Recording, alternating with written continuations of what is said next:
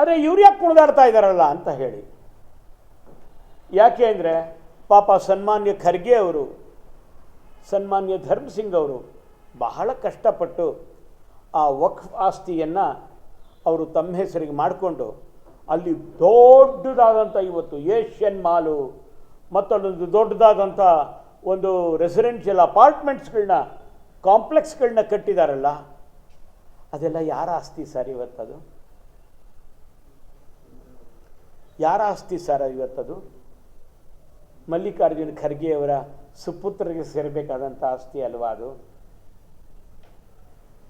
ಪಾಪ ತಮ್ಮ ಆಸ್ತಿಯವರು ಹೋಗಬೇಕಾದ್ರೆ ಅವರೊಂದು ಸ್ವಲ್ಪ ಅಪ್ಸೆಟ್ ಆಗುವಂಥದ್ದು, ಅಪ್ಸೆಟ್ ಆದಾಗ ಒಂದಷ್ಟು ಕುಣಿದಾಡುವಂಥದ್ದು, ಅಪ್ಸೆಟ್ ಆದಾಗ ಒಂದಷ್ಟು ಯಾರ್ಯಾರು ಸಿಗ್ತಾರೋ ಅವ್ರ ಮೇಲೆಲ್ಲ ಸುಳ್ಳು ಆರೋಪ ಮಾಡುವಂಥದ್ದು, ಇದೆಲ್ಲ ಸ್ವಾಭಾವಿಕ ಅಲ್ವಾ?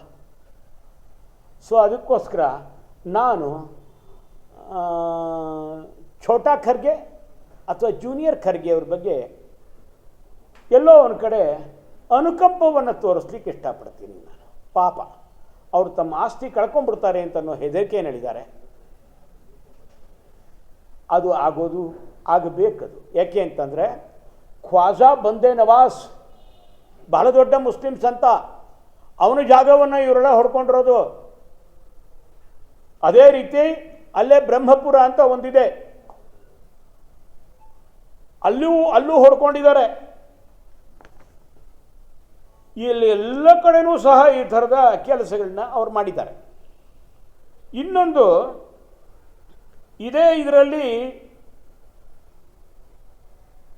ಬೆಂಗಳೂರಿನ ವಿಂಡ್ಸರ್ ಮ್ಯಾನರ್ ಬರುತ್ತೆ. ನಾವೆಲ್ಲ ವಿಂಡ್ಸರ್ ಮ್ಯಾನರ್ ಬರೀ ಬ್ರಿಡ್ಜ್ ಮಾತ್ರ ನೋಡಿರ್ತೀವಿ. ಯಾಕೆಂದ್ರೆ ಒಳಗಡೆ ಹೋಟ್ಲಿಗೆ ಹೋಗ್ಬೇಕಾದ್ರೆ ಕಷ್ಟ ರೀ, ಸಾಮಾನ್ಯ ಜನರಿಗೆ ಏನಾದ್ರು ಹೋಗೋಕ್ಕಾಗಲ್ಲ. ಅಲ್ಲಿ ನಾವು ಹೋಗೇನಾರ ಅಕಸ್ಮಾತ್ ಕಾರ್ ನಿಲ್ಲಿಸಿ ಅವನು ನಮ್ಮ ಕಾರು ವಾಪಸ್ ಕೆಳಗಡೆ ಪಾರ್ಕ್ ಮಾಡಬೇಕು. ಕಾರ್ ಪಾರ್ಕ್ ಮಾಡೋಕ್ಕೆ ಅವ್ರು ನಮಗೆ ಬಿಡೋದಿಲ್ಲ. ಅವ್ರು ನಮ್ಮ ಹತ್ರ ಕಾರ್ ಇಸ್ಕೋತಾರೆ, ಅವರೇ ಪಾರ್ಕ್ ಮಾಡ್ತಾರೆ, ವಾಪಸ್ ಬಂತಂದು ಹಿಂಗೆ ಸಲ್ಯೂಟ್ ಹೊಡೆದು ಕೀ ವಾಪಸ್ ಕೊಡ್ತಾರೆ.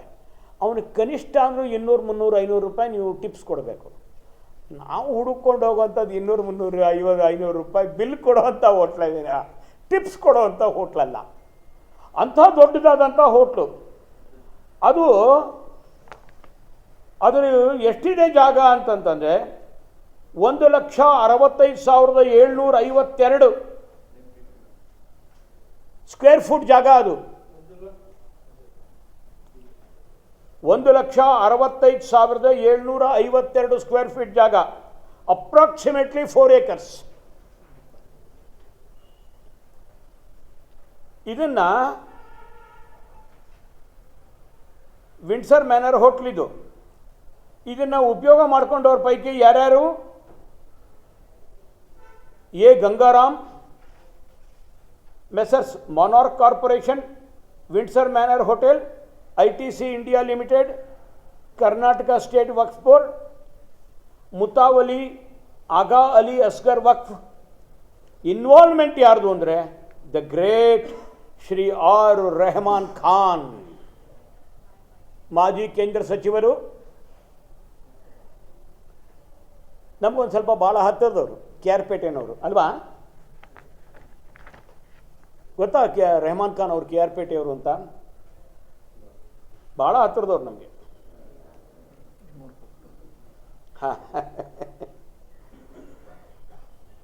ಇನ್ನು ಸರ್ವೆ ನಂಬರ್ 18ನಲ್ಲಿದೆ ಇದೇ ಥರದ್ದು ಮುದಿರಾಗ ಇದೆ. ಇನ್ನೊಂದು ಸನ್ಮಾನ್ಯ ನಮ್ಮ CM ಇಬ್ರಾಹಿಂ ಅವ್ರದ್ದೊಂದಿದೆ.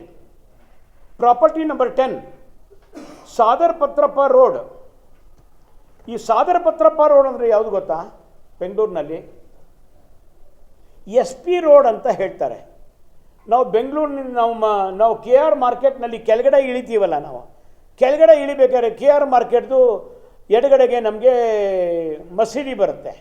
ಮಸೀದಿಗೆ ಪಕ್ಕದಾಗೆ ಬರುವಂಥದ್ದು ಅದೇನಿದೆ ಅದು ಸಾದರ್ ಪತ್ರಪ್ಪ ರೋಡ್.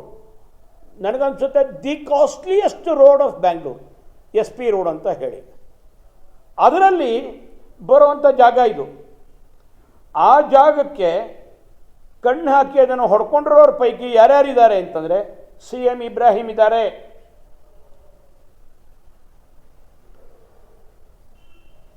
ಇನ್ನು ಇದೇ ರೀತಿ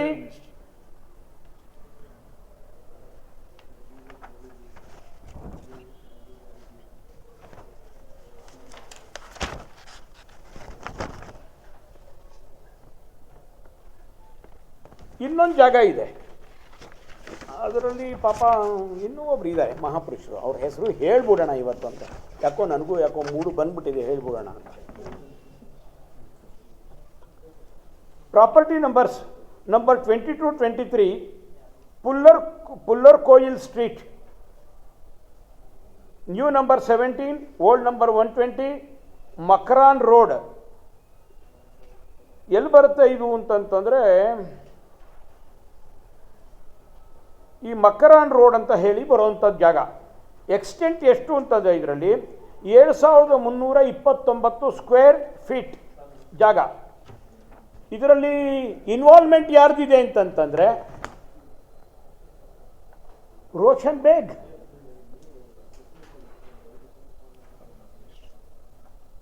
ಆಮೇಲೆ ಇನ್ನೊಂದು survey number 2, 4, 5, 13, 11, 7, 8 and 9 Vadepura village. Total ಎಷ್ಟು ಗೊತ್ತಾ ಇದು? 239.38 ಎಕರೆನಲ್ಲಿ, ಔಟ್ ಆಫ್ ವಿಚ್ 3.01, 2.30, 4.14 ಇಷ್ಟು ಜಾಗವ ದುರುಪಯೋಗ ಆಗಿದೆ. ಅಲ್ಲಿಗೆ ಎಷ್ಟಾಯ್ತು? ಅಲ್ಲಿಗೆ 3, 2, 5, 4, 9, 10 ಎಕರೆ